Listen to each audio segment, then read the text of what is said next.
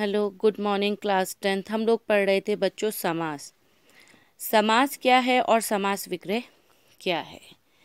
जो सार्थक शब्द होते हैं उसे हम समास कहते हैं। विग्रह जब उसमें कुछ शब्दों का प्रयोग करके उस शब्द को बढ़ा दिया जाता है उसे हम विग्रह कहते हैं। एग्ज़ाम में कभी समास शब्द आते हैं और कभी विग्रह शब्द आते हैं। कभी हमको कहा जाता है इन शब्दों के समास शब्द लिखिए और कभी कहा जाता है इन शब्दों के विग्रह कीजिए। तो आप लोगों को उसमें कोई कन्फ्यूजन नहीं होना चाहिए, क्योंकि जो मिला हुआ शब्द होगा बच्चों वो होगा समास, और जब हम उसे अलग कर देंगे तो वो हो जाएगा उसका विग्रह। और अगर विग्रह करके आया शब्द तो उसको हमने समास बनाना है, तो उसी का उल्टा हमने छोटे में उसको लिख देना है।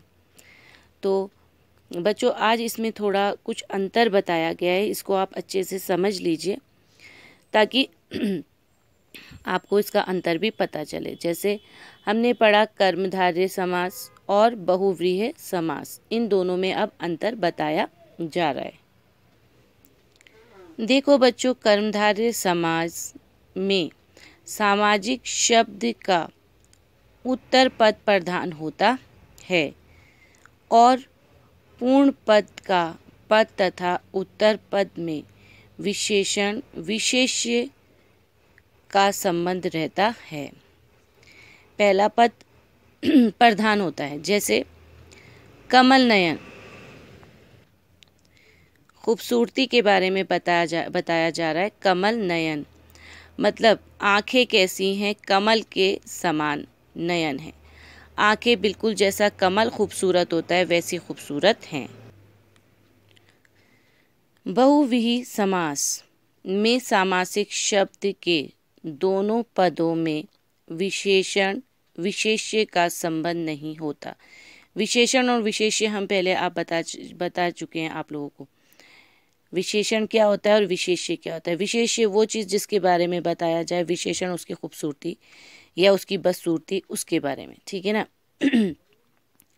बल्कि वे समस्त पद ही किसी दूसरे संज्ञादि का विशेषण होता है। अब जैसे पीताम्बर, पीताम्बर एक शब्द है, पित है अंबर जिसका अर्थ विष्णु। अब इसमें विशेष्य है विष्णु, उसके लिए इस्तेमाल किया गया है पीताम्बर शब्द। जो पीले अंबर के बराबर वस्त्र पहन के रखे उसे कहा जाता है विष्णु। तो यहाँ पर विशेष्य जो है विष्णु है और उसका विशेषण है पित है अंबर जिसका, ठीक है ना।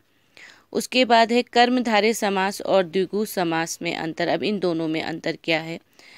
कर्मधारय समास में सामाजिक शब्द का उत्तर पद प्रधान होता है तथा पूर्ण पद और उत्तर पद में विशेषण विशेष्य संबंध रहता है। नील कमल, नील कमल, नीला कमल जो नीले रंग का फूल होता है, बहुत खूबसूरत होता है कमल का, ठीक है ना। द्विगु समास में प्रथम पद संख्यावाचक विशेषण और दूसरा विशेष्य होता है। जैसे अब द्विगु समास में संख्यावाचक पहला शब्द जो भी होगा संख्या को हमें बताएगा, क्वांटिटी या नंबर को हमें बताएगा, और दूसरा पद उसका खासियत होता है। जैसे चौराहा, चार राहों का समूह, यहाँ पे थोड़ा मिस्टेक है, समूह। तो यहाँ पर द्विगु समास के अंदर ज़्यादातर नंबरिंग संख्या के बारे में बताया जाता है कि वो 1 है, 2 है, 4 है, 10 है, कितना है। तो हमने यहाँ पे देख लिया चौराहा, तो चार राहों का समूह। अब बहुव्रीहि समास और द्विगु समास में क्या अंतर है। बहुव्रीहि समास में संपूर्ण सामासिक पद ही विशेषण का कार्य करता है। पूरा पद ही विशेषण का काम करता है। जैसे लंबोदर,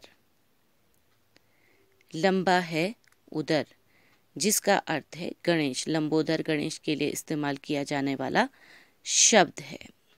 तो ये सिर्फ एक ही विशेषण की तरफ इशारा करता है। द्विगु समास में समस्त पद का प्रथम पद संख्यावाचक विशेषण होता है और दूसरा पद विशेष्य होता है। पहला पद जो होता है वो संख्यावाचक होता है, नंबर बताता है। द्विगु समास में नंबर बताए जाते हैं और दूसरा उसका विशेष होता है। ठीक है, जैसे चवन्नी, 4 आनों का समूह। इसमें एक चवन्नी शब्द का इस्तेमाल किया जो नंबर है। ठीक है ना, तो 4 आनों का समूह। तो बेटा इसमें कर्मधारय समास और बहुव्रीहि समास में अंतर समझा, कर्मधारय समास और द्विगु समास में अंतर समझा, बहुव्रीहि समास और द्विगु समास में अंतर हमने समझा। इसको आप यहाँ तक लिख लेंगे और काम कंप्लीट करते रहेंगे, अपनी तैयारी करते रहेंगे आप लोग। नेक्स्ट वीडियो में इंशाल्लाह हम दूसरे किसी टॉपिक पे आप लोग को ग्रामर का समझाएंगे। ठीक है, तब तक आप लोग घर पे रहिए, सेफ रहिए। तब तक के लिए खुदा हाफिज़।